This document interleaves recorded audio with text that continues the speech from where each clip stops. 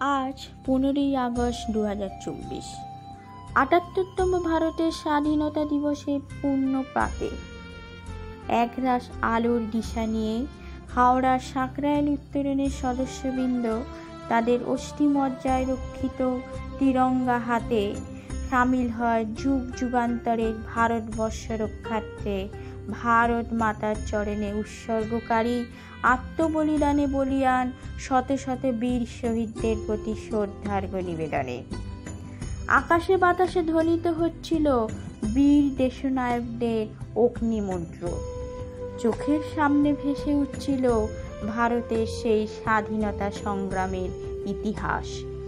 প্রথম পর্বে ছিল জাতীয় পতাকা উত্তোলন ও সমবেত কণ্ঠে জাতীয় সঙ্গীত।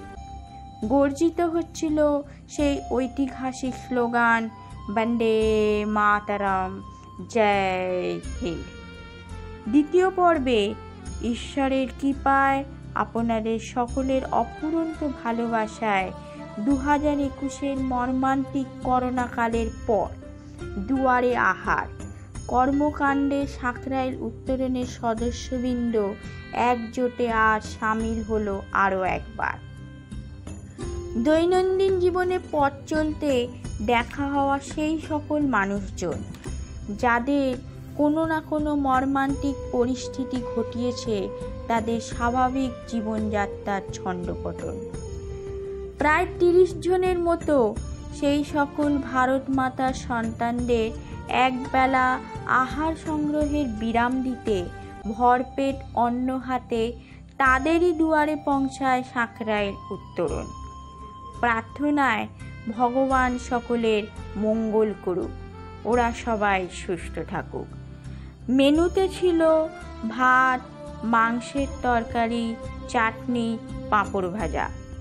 এবছরের স্বাধীনতা দিবসে মধ্যাহ্নভোজের সময় স্থানীয় এলাকার ভিন্ন প্রান্তে থাকা এ সকল মানুষজনদের সাথে সাঁকরাইল উত্তরণ পালন করে স্বামীজির সেই মহামন্ত্র শিব জ্ঞানে জীব সেবা।